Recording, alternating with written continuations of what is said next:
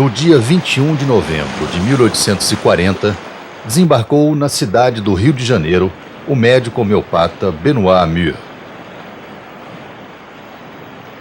Mas antes, há 85 anos, em Meissen, Alemanha, no dia 10 de abril de 1755, nasceu o filho de um humilde pintor de porcelanas, Christian Friedrich Samuel Hahnemann, o pai da homeopatia.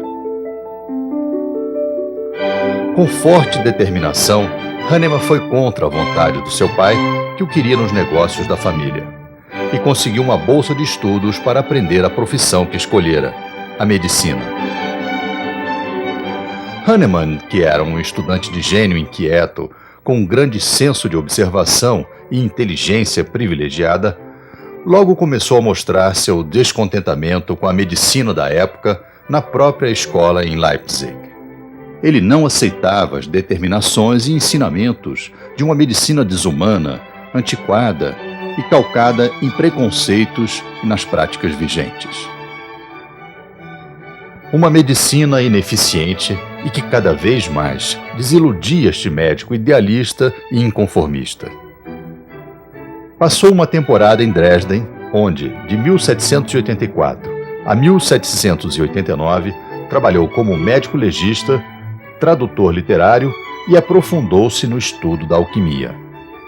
Nesta cidade, Hahnemann teve a oportunidade de atender a inúmeros pacientes dentro dos métodos nos quais acreditava.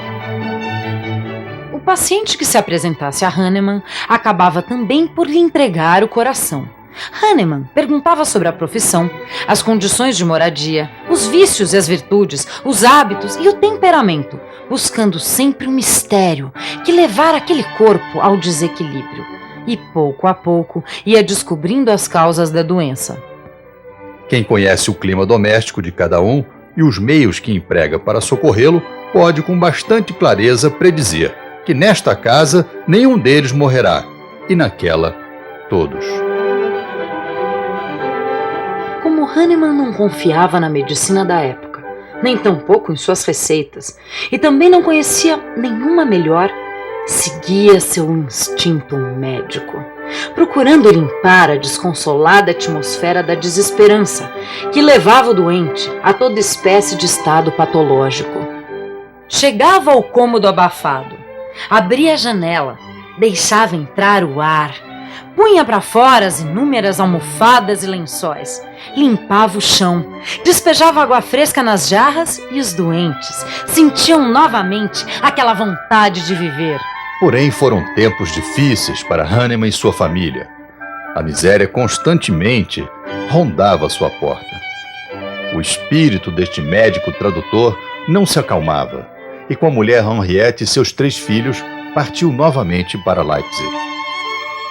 Em Leipzig, ao se ver impotente diante de doenças que ceifavam as vidas que lhe eram confiadas como médico, Hahnemann deixou de acreditar e de ouvir os doutores sábios da época. Estava numa fase de buscas e de inquietações. A carreira e o propósito de vida que havia escolhido não estavam tendo o resultado desejado. A frustração e o desencanto logo se apossaram de Hahnemann, e ele finalmente rompeu com a medicina. Gênio autodidata, Hahnemann falava vários dialetos e outros idiomas como francês, inglês, italiano, latim, hebraico e grego. E seu trabalho como tradutor era bem mais do que um simples meio de sustento. Hahnemann, com a tradução, expandia seus horizontes, florescendo ainda mais o seu dogma humanista. E ao traduzir também os livros científicos, continuava a estar próximo da sua razão de viver, a ciência.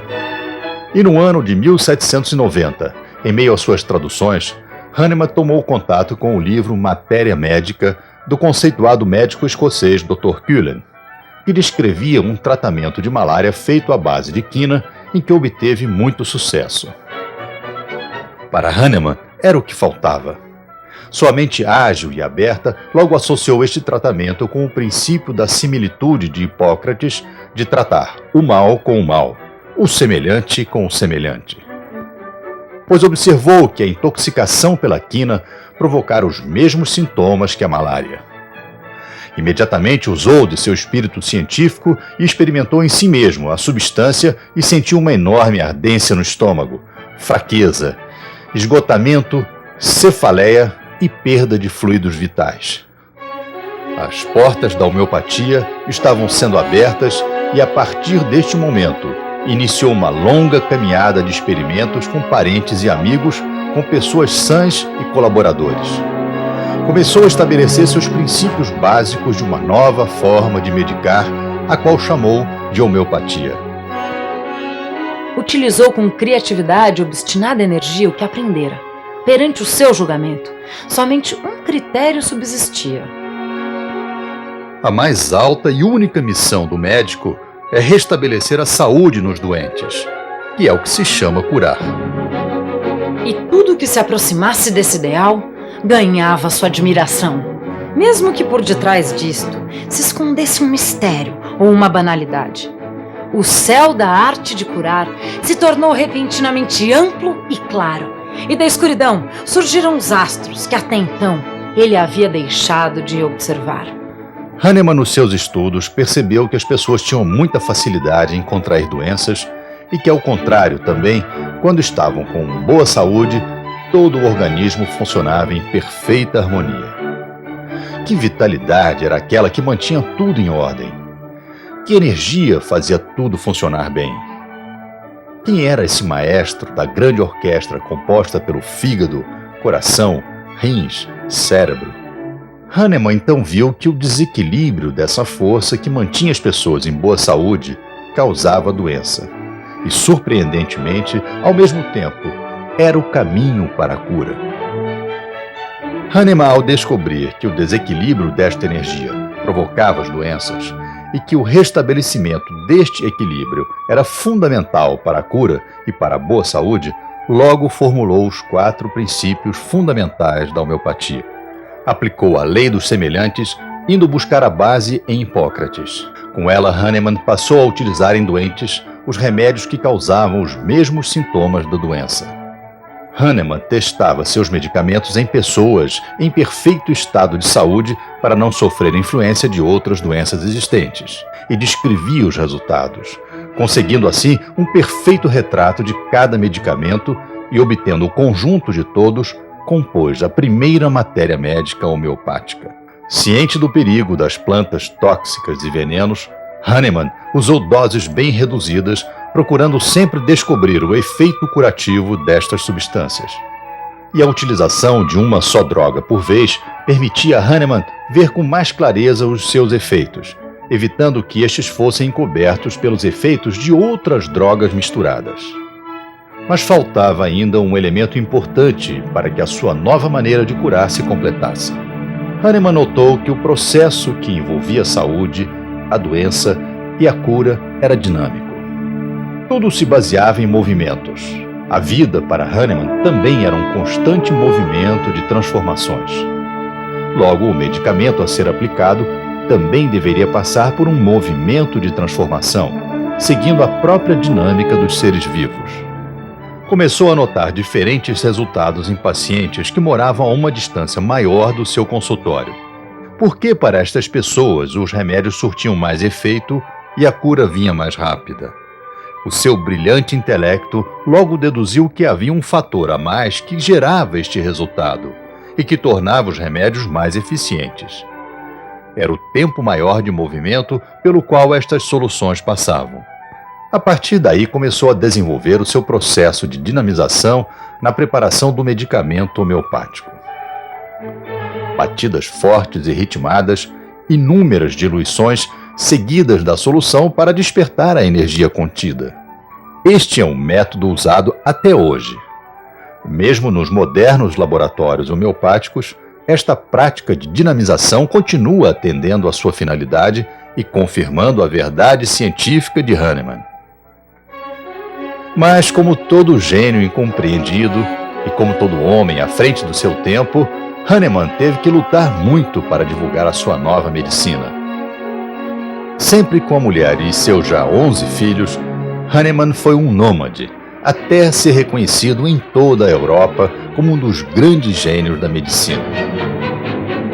E a Europa, aos tempos de Hahnemann, não era o que se podia chamar de pacífica. As guerras entre os impérios, reinos e ducados eram constantes. A Revolução Francesa acabava de derrubar a monarquia e Napoleão estendia seu braço armado por quase toda parte.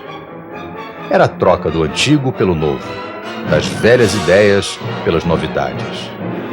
Neste sentido, a medicina praticada por Hahnemann também era uma revolução, também era inovadora e apontava para um caminho de soluções muito necessário naqueles tempos, já que o sangue tinha se tornado o adubo das terras do velho continente e as epidemias, as fiéis companheiras das guerras, faziam dos médicos homens poderosos.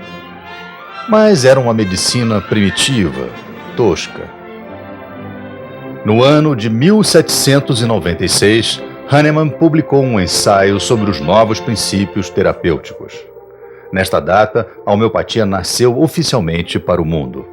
Hahnemann queria o renascimento da arte de curar e, com plena convicção de suas ideias e ideais, lançou-se incansavelmente ao trabalho e elaborou as bases para, 14 anos depois, publicar o Organon, o mais completo código da homeopatia.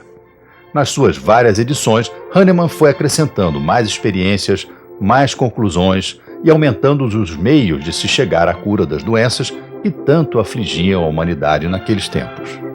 Quase não se encontra uma obra científica do começo do século XIX que contenha tantas verdades como esse livro singular.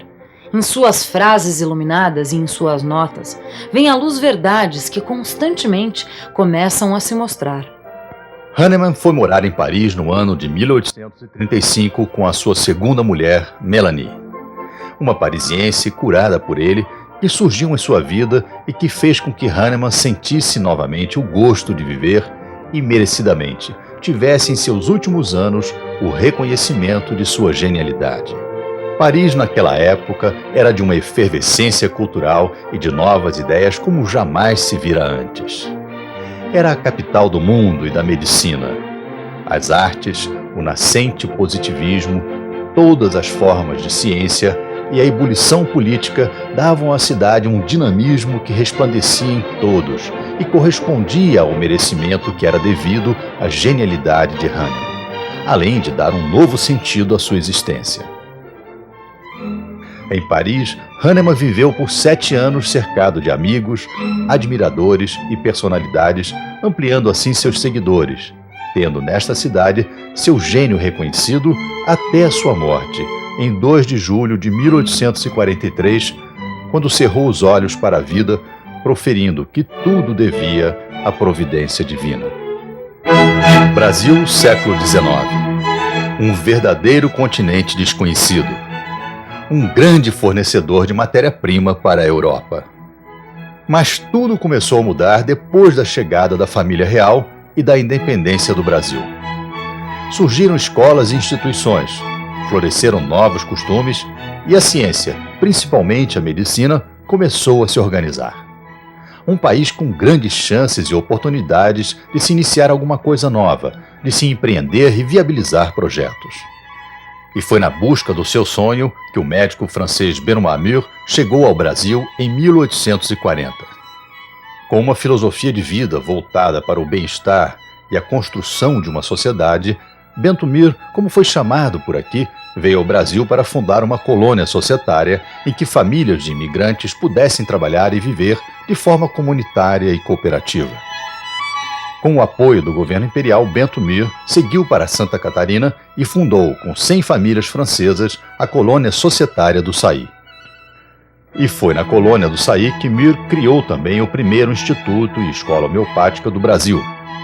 De volta ao Rio de Janeiro, em 1843, o Dr. Bento Mur defendeu tese na Faculdade de Medicina e habilitou-se a exercer a medicina no país, passando daí em diante a divulgar e promover a homeopatia em terras brasileiras. Teve como principal aliado João Vicente Martins, um médico português há muito tempo descrente da medicina tradicional, que, junto com Mur, abraçou a causa homeopática e lançou as bases para a expansão desta medicina por todo o Brasil. Usaram como armas a mídia da época, principalmente o Jornal do Comércio, onde Martins, com seus brilhantes artigos, respondia à altura todas as acusações que se faziam contra a homeopatia e os homeopatas. Lançaram-se a uma prática incansável da homeopatia, abrindo uma enorme quantidade de consultórios no Rio de Janeiro e no estado de São Paulo. Optaram também por uma medicina fundamentalmente social, atendendo gratuitamente a população pobre, que não tinha acesso algum aos serviços médicos. Mir e Martins, com outros seguidores, como o Dr. Lisboa, fundaram a Academia de Medicina Homeopática e Cirúrgica, o Instituto Homeopático do Brasil e a Botica Homeopática Central. E em 1846, o governo imperial reconheceu oficialmente o curso de medicina ministrado pelo Instituto Homeopático. Martins, em 1847, partiu para a Bahia ao encontro de colegas que ansiavam por um conhecimento maior da homeopatia. No mesmo ano, fundaram a Sociedade Homeopática Baiana, formando junto com o Instituto Homeopático do Brasil um grande polo de desenvolvimento da homeopatia. A homeopatia começou a ganhar força e respeito por todos na segunda metade do século XIX. Cada vez mais, diante dos resultados alcançados pela homeopatia, os médicos procuravam os ensinamentos homeopáticos e os colocavam em prática nos seus consultórios e hospitais. E neste clima e ambiente de aceitação por muitos da homeopatia, foi fundado em 1859 pelos doutores Saturnino Soares de Meireles, Jacinto Rodrigues Pereira Reis, Joaquim José da Silva Pinto e outros, o Instituto Hahnemanniano do Brasil. A homeopatia em nosso país passou por fases históricas marcantes. No seu primeiro período, que foi de 1859 a 1900, a homeopatia se expandiu e neste movimento teve a sua mais dura resistência. Grandes médicos, em destaque os doutores Saturnino Soares de Meireles e Licínio Cardoso, lutaram de maneira sem igual para a implantação de clínicas e para a oficialização da homeopatia em todos os níveis. Abriram farmácias, hospitais, ambulatórios e enfermarias e cursos em faculdades. E na virada do século, o Brasil passou pelo sofrimento das epidemias. A varíola, a febre amarela, a peste bubônica, a cólera faziam suas vítimas, enquanto a medicina oficial pouco tinha a oferecer. E foi nestas horas que a homeopatia mostrou a sua eficácia para a cura e a contenção destes males que afligiam a população brasileira, principalmente a da cidade do Rio de Janeiro. O segundo período, que foi até 1930, foi uma época de glória e afirmação da homeopatia no Brasil. Nos vários governos republicanos que se seguiam, houve autoridades que davam o devido valor e respeito à medicina homeopática. Através do Instituto Hahnemanniano do Brasil e de seus diretores, dentre tantos outros médicos homeopatas, foram criadas clínicas e ambulatórios homeopáticos em unidades do Exército e da Marinha. As ordens religiosas, sensíveis ao aspecto visivelmente social e seu baixo custo, aderiram de forma clara e aberta às clínicas homeopáticas. A Faculdade Hahnemanniana conferia então pela primeira vez o diploma médico aos seus alunos. E a homeopatia começava assim a se integrar na medicina oficial. O Instituto Hahnemanniano do Brasil é um grande polo agregador dos médicos homeopatas no país. Sua missão científica de desenvolvimento humano vem dando todas as condições necessárias à prática da homeopatia. Através de congressos, encontros, publicações, cursos e de uma postura combativa e moderna, o Instituto Hahnemanniano do Brasil conseguiu, ao longo deste quase um século e meio de existência, promover e firmar a homeopatia no Brasil como uma especialidade médica e fator de melhoria da qualidade de vida de muitos brasileiros. O Instituto Hahnemanniano do Brasil tem uma importante atuação no atendimento à população carente. O seu ambulatório escola atende gratuitamente a um grande número de pessoas do Grande Rio, além de manter convênios com hospitais para a realização de exames laboratoriais, radiológicos e complementares. A farmácia escola do Instituto Hahnemanniano do Brasil colabora para a pesquisa clínica ambulatorial, fornecendo medicamentos aos pacientes. Atende também aos alunos do curso de farmacotécnica homeopática e de formação de técnico de manipulação. O intercâmbio científico com outras instituições no Brasil e no mundo e a mais completa biblioteca do país em homeopatia dão aos alunos, filiados e pesquisadores um abrangente e atualizado material de trabalho.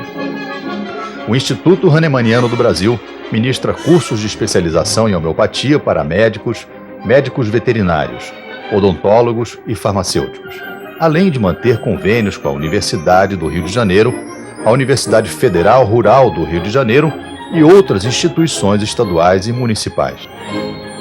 Unir e trazer cada vez mais novos colaboradores, membros e grandes destaques da homeopatia brasileira é um dos principais objetivos do Instituto Hahnemanniano do Brasil. Cada novo membro que passa a fazer parte do quadro do Instituto sempre apresenta trabalhos importantes para o desenvolvimento e exercício da clínica homeopática. A doutrina homeopática que Hahnemann revelou é um legado da humanidade. Leis cósmicas que ele decodificou para propor um novo modelo para o mundo em revolução. Graves crises econômicas e políticas abalavam a Europa naquela época. A decapitação da monarquia francesa simbolizou um corte de antigos padrões não mais necessários para o planeta. Hahnemann presenciou todo aquele caos, do qual surgiria o Tratado dos Direitos Humanos. No entanto, a insegurança e o medo, frutos da ignorância, só poderão gerar padrões análogos. A violenta transformação por que passa o mundo no ano de 99 é uma consequência do passado. O século XX finaliza um ciclo na evolução da humanidade. Novos paradigmas estão surgindo. O modelo que Hahnemann nos propõe é de um mundo em admirável harmonia, cujo objetivo seria a felicidade. A violência não mais encontrará lugar, exaurida pela sua própria força destrutiva. A homeopatia, sim, sobreviverá. E o legado de Hahnemann nos revelará mistérios que ainda não podemos decifrar. Em um país com sérias carências sociais, a homeopatia entre nós vem mostrando que é possível dar um bom atendimento médico a custos baixos e com excelente resultado curativo. À frente deste movimento, o Instituto Hahnemanniano do Brasil, com suas filiadas, prossegue coordenando e incentivando o incansável trabalho dos homeopatas para que o sonho do gênio revolucionário de Hahnemann permaneça cada vez mais vivo e atuante entre nós. Há mais de um século, o Instituto Hahnemanniano do Brasil edita uma das publicações mais antigas do Brasil, a revista Homeopatia Brasileira. Uma publicação destinada a todos os homeopatas brasileiros, com artigos científicos sobre a homeopatia no Brasil e no mundo. Uma revista, sobretudo, formada por colaboradores de todo o país e do exterior, mantendo assim a integração e o intercâmbio através do Brasil. Somente o exercer diário da arte de curar pode nos revelar o que Hahnemann enunciou no parágrafo 9. No estado de saúde, a força vital que dinamicamente anima o corpo material reina com poder ilimitado e mantém todas as suas partes em admirável harmonia, de maneira que o espírito, dotado de razão, que reside em nós, pode livremente dispor deste instrumento vivo e são para atender aos mais altos fins de nossa existência.